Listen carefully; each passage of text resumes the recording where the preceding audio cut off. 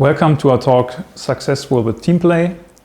We are going to talk about Kubernetes and how your applications can work with Kubernetes, how they can be well behaved in order to have a good experience inside the Kubernetes clusters.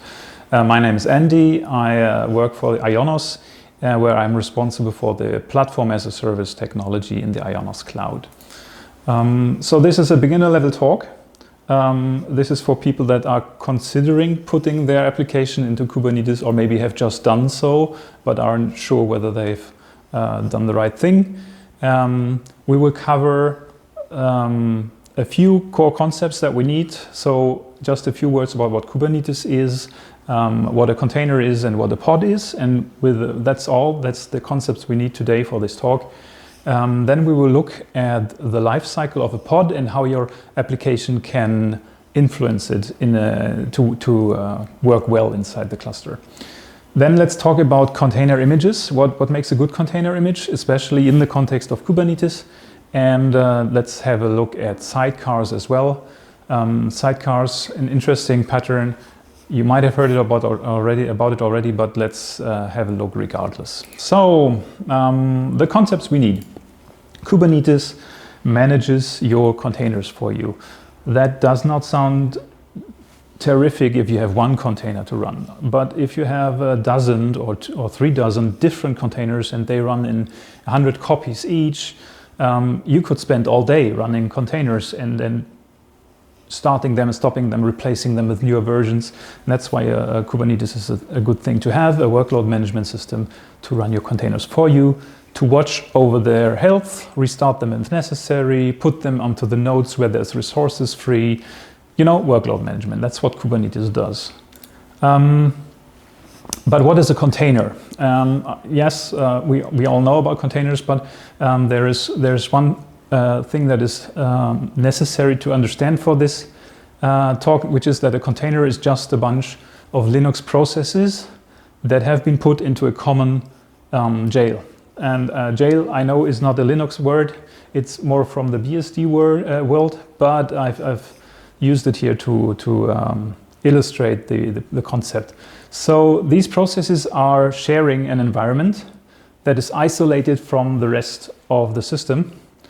That might have limitations imposed on it, such as how much RAM or how many CPU cycles it can use. And if you choose to, you can weaken a container and allow it access to certain parts of the system. For example, you can mount volumes into it.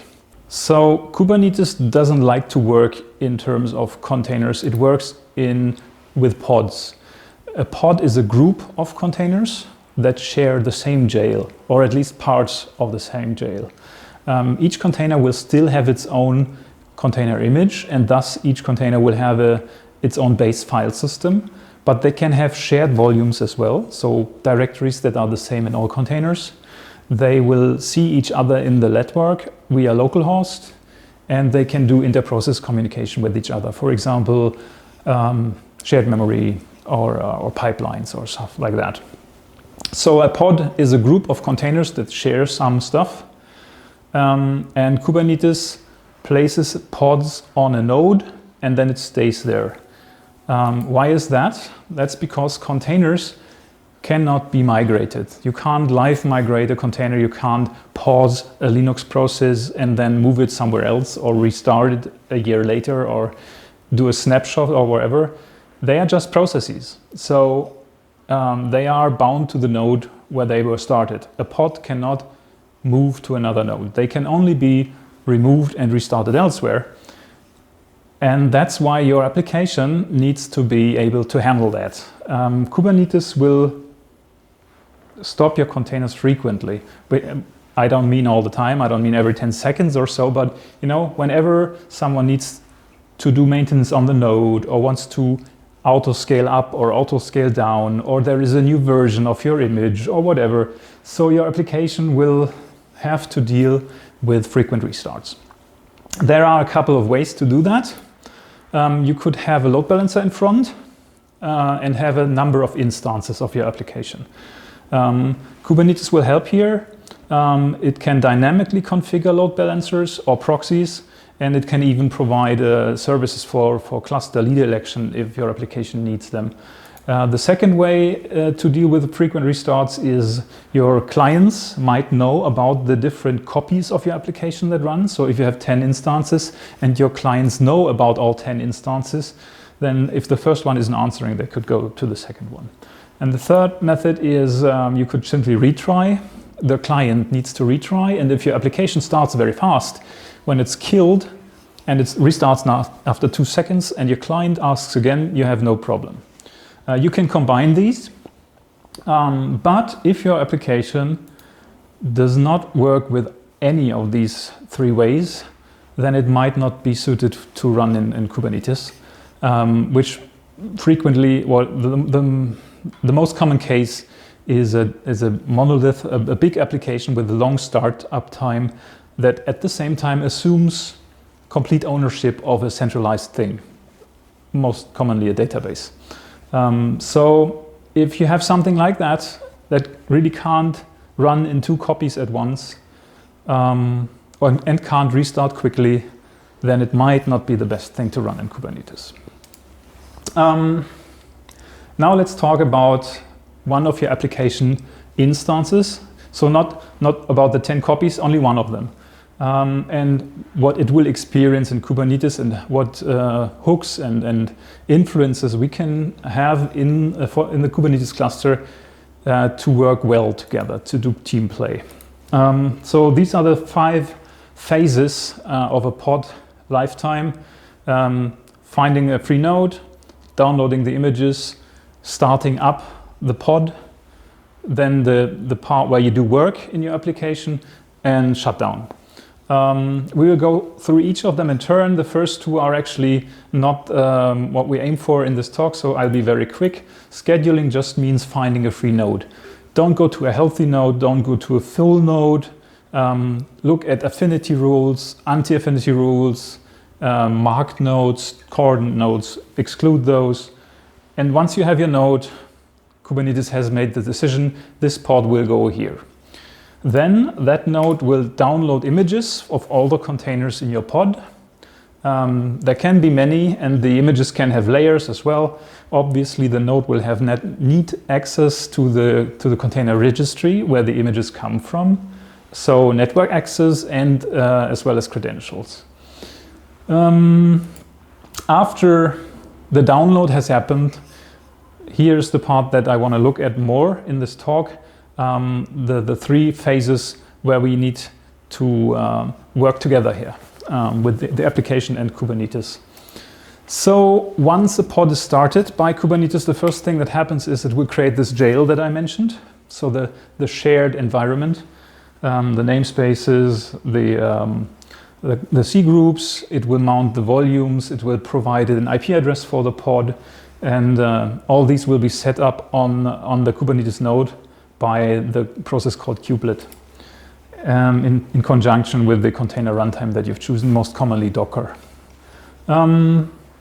After the jail has created, Kubernetes can run your init containers. What is an init container? An init container is a container that runs and terminates before your actual application starts. So it is supposed to do setup for your application. You can have any number of init containers, and they will be run in sequence. They are useful, for example, if your application wants to warm up a cache or check out the Git repository, or maybe it wants to register your new application instance with some external system like a monitoring system or whatever. Another nice thing about init containers is that you can use them to put stuff into the init container that then doesn't need to be in the application container. So if you have any binaries or tools that you only need during startup, why not put them in an init container instead of putting them into an application container? After all the init containers have been executed successfully, Kubernetes will start all the containers that belong to the pod, so the so-called application containers. These will be started at the same time, all of them simultaneously, with no guaranteed order. And then your app is started but not yet running.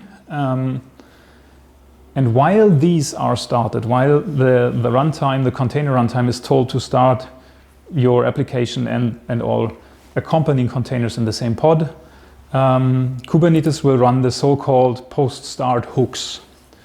What is that? So these, as I said, they are run automatically after your containers have been initialized. And they can do two things, either of two things. They can be a GET request, HTTP GET request to a URL. For example, I don't know, to register your service or something like that. Or they can execute a command line inside of your pod. Much like an init container, you might have need for preparation of something to happen inside your pod. I don't know, configure the host name in a config file or something like that. After the post hooks have run, there is something that's called the startup probe. So let's talk about probes in general. A probe in Kubernetes is like a monitoring check script. It will run every couple of seconds and react to what it finds. And there are three probes. One is the startup probe, the liveness probe, and the readiness probe. And startup and readiness are more or less the same thing. They decide whether the instance is ready to receive network connections. The only difference between a startup probe and the readiness probe is that the startup probe runs only once in the beginning or when the container is started, and it can have a different timeout. So the idea here is that some applications take a long time to start, so you configure a startup probe that needs a long timeout, something like, I don't know, 40 seconds or so. Whereas during the normal operations, you would use the ordinary readiness probe with a better timeout, like, I don't know, 5 seconds, 10 seconds. Okay, so this is where the startup has finished. At this point, your application is running, all the hooks, all the init containers have been run, and we've waited for the application to be ready. The next phase in our lifecycle where we want to look at is what happens while the application is doing business. During normal operations, Kubernetes will frequently run the liveness probe I've mentioned, the readiness probe, and so on. The liveness probe is very similar to the same concept. So you can have a GET request every couple of seconds. You can try a TCP connect or execute a container command. And when the liveness probe fails, Kubernetes will restart the container, not the entire pod, just the container. So you can use the liveness probe to tell Kubernetes, is my application healthy or does it need to be restarted? The readiness probe decides whether your application should receive new network connections. So when the readiness probe gets a thumbs up, gets an OK, Kubernetes knows I can direct new connections to this instance of your application. And you might write code to decide, I'm too busy, I should not take new connections right now. Or you could have code that says, actually, I should shut down, no new connections, and when the last one has been handled, the container quits. That's two examples of what readiness probes might be useful for. Liveness probes and readiness probes are very essential to Kubernetes and how it can manage your applications. If you do not have them, Kubernetes can still run your containers, but it will have no idea whether they are healthy, whether they are busy. So these are actually quite valuable to have. A readiness gate is much the same thing as a readiness probe. You can use it to tell Kubernetes not to send new connections, but this is more or less the manual way. This will not run every couple seconds. This is something you set via the API. And so you write your own code somewhere else. If you have an external system managing your workloads, or if the logic is much too complicated for a probe, you can use a readiness gate instead. So they are more or less explicitly doing the same thing. Also good for manually idling out a container instance. If any containers died in your pod, Kubernetes will automatically know, and it will react according to your restart policy for the container. So every container can have its own restart policy. They can be restarted no matter what happened. They can be restarted only if they exited because of an error, or they can never be restarted. If you give Kubernetes a policy that says do not restart my container, then it will also kill the entire pod, because it now considers this pod to be either unsavable or done with its work. So a container that shouldn't be restarted means that the pod will go down.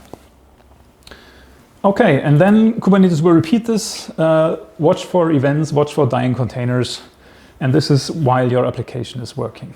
Now what happens when your application is supposed to be shutting down? When Kubernetes decides I need more space on this node, or I have a newer container image and I want to replace the old versions with the new ones, your application should terminate. So the first thing Kubernetes will do is run another set of hooks. They are called the pre-start hooks. The pre-stop hooks. And these are, again, able to do HTTP GET requests or execute a command inside your container. For example, you could do a control command like rabbitmq control shutdown and so on, to tell your application to gracefully shut down, write out caches, close files, tell the clients to expect a closed connection, whatever it needs to do. The most common use case for pre-stop hooks is for applications that do not react well to the SIG term, to the term signal, because that is the usual way that Kubernetes will tell an application to stop. It will just send a SIG term to the container's process ID1, the main process of each container. If your application already knows how to deal with SIG term, you will not need any pre-stop hooks. Both of them get a common grace period, so they share the grace period. Pre-stop hooks running for a long time means you have less time to react to the term signal. And the default grace period is 30 seconds. This can be changed, obviously, but if you change it to something like an hour or so, it will not work well with Kubernetes. After the grace period, if there's still anything running, Kubernetes will just kill it with the help of the container runtime. And then the node can clean up, it can remove the jail, it can unmount volumes, and do whatever Kubernetes thinks. Now that the pod is poof gone, I can clean up here in this node. Maybe, unconfigure network rules and so on and so on. So in this slide here, we have all of it together in one image, and this is basically what the talk is about, right? All the places where you can influence Kubernetes to work well with your app, where you can modify your app to work well with Kubernetes. So what should your app do to play nice with Kubernetes? It needs to be able to deal with pod terminations, with containers being shut down and restarted elsewhere. It should really have a liveness and readiness probe. You should specify the resource limits to help. For example, the most important one I think is for memory, for RAM. If you do not tell Kubernetes how much RAM your application will need, the scheduler will not know how many copies of your application to put onto one node, or where to place them in general. And so it will make a wrong decision, and then a node will run out of memory and things will be funny and we will think Kubernetes isn't so good, right? So it needs to have this information to make those decisions. If you need init containers, post-run, pre-stop hooks, and so on, just configure them. Kubernetes has these as options, so it can be a good home to many applications. All right, as an example, let's say I am a Kubernetes cluster administrator, And I'm responsible for all the hardware, all the nodes in this Kubernetes cluster, and I want to replace one of the nodes with a newer one, for example, right? Because of a kernel update or whatever. So I will add the new node to the Kubernetes cluster, and then I will tell Kubernetes to get rid of one of the old ones. What Kubernetes will do is first it will mark this node, this old one, as cordoned, as never put anything new here. And then it will tell all the pods on this node to terminate, which will go through the process that we just discussed. And of course, it will start replacement pods elsewhere. There's two ways in which these replacement pods could be started, which is before the old ones are terminated or after. And which of these will happen depends on whether you're using, for example, deployments, where it is okay to have more, so they can be started before, or whether you have a stateful set where Kubernetes will make sure that the maximum is never exceeded. And so it will wait for one of the old ones to be absolutely dead and gone before it starts a replacement pod elsewhere. Okay, so in the next part, I would like to talk about what makes a good container image for running inside Kubernetes. All of these points are on the next slides. So let's look at the single concern principle. Your container should only contain one function and do one thing and do it well, right? You should avoid the temptation to build all-in-one containers that have 15 applications in them because they seem to make a nice group. Instead, it's better to have 15 containers. Containers are for free. They don't create overhead like a VM. They are just processes with limitations. And if you place your individual parts into individual containers, you will have better Lego bricks that you can reuse for other circumstances. Make your container images small and self-contained. So they should contain everything they need. They shouldn't need a second container to be present in order to function. And if you make your container images small, it also means you lower the attack surface of any would-be attacker. Whatever binary is not in your container is something that cannot be used to attack you. Container images should be immutable and stateless. What does that mean? So when I start a container, all the contents of the file system I can see in the container will be from the image.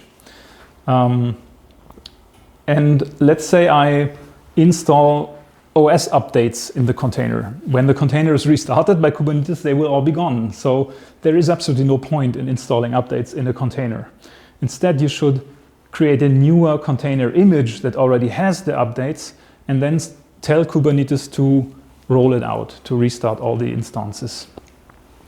Also, if you place any data in this container file system, this file system is ephemeral. So if the container is restarted, your data will be gone. If you have data that needs to be persisted, then you should have a volume instead that you can mount into your container to long-term store information. Obviously, containers, if they start fast, that's better, especially if you're trying for auto-scaling. Auto-scaling means I have a lot of load. Kubernetes should add more copies of my application to take care of the additional load. And if they start fast, obviously the auto-scaling can be more aggressive, can be more dynamic.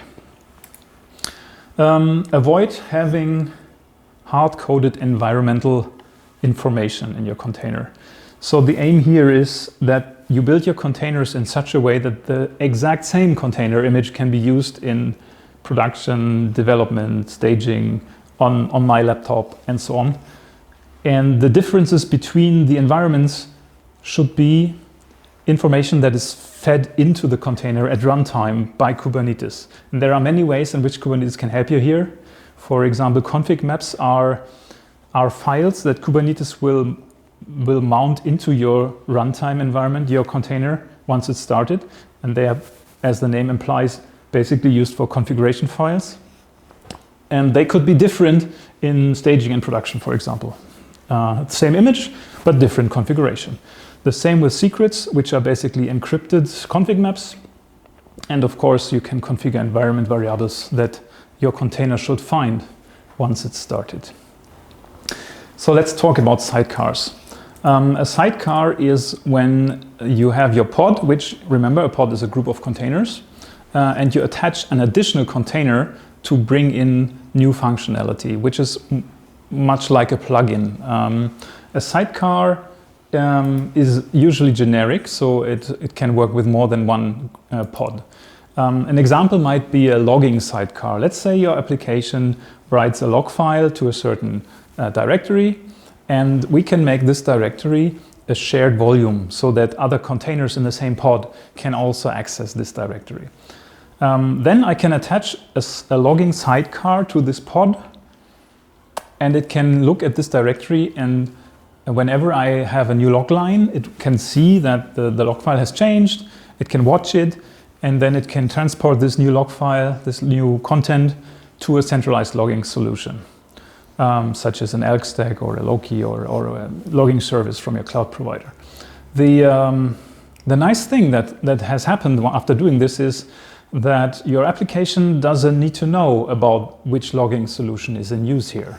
It doesn't know about the name of the log host or the protocol or the format even. It just writes its own log file, and the sidecar will do the rest. So your code in the application has just become easier, and the sidecar is reusable for other applications as well.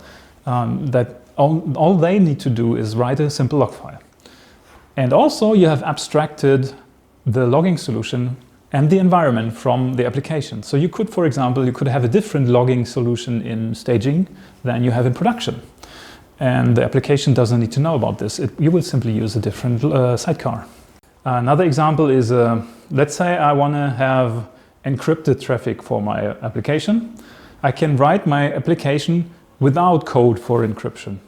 I just have it listen to localhost, and then I attach a sidecar to my container that proxies incoming connections to my localhost application and terminates TLS. So the sidecar is a proxy. It knows about TLS. It knows about client certificates, about ciphers, about all the stuff that makes TLS interesting. And it is an expert. It's an expert in TLS, and it will do this part for me, while my application has no idea what TLS is. I don't need to write code for it. So separation of concerns, small expert attached, and we're golden. There are many other examples where sidecars are useful for traffic analysis, for authentication, for authorization, for request limiting or metrics, or maybe I want to have a sidecar that can do a backup of my shared volumes, or I want to sanitize my input, filter out SQL injections and so on. This is an example where I might have this is here 6 sidecars, just to make it a bit more extreme, for a very simple application that introduces a lot of functionality that I do not write code for, because these sidecars might already be pre-made, exist from another team, exist in the internet. I just use them as plugins.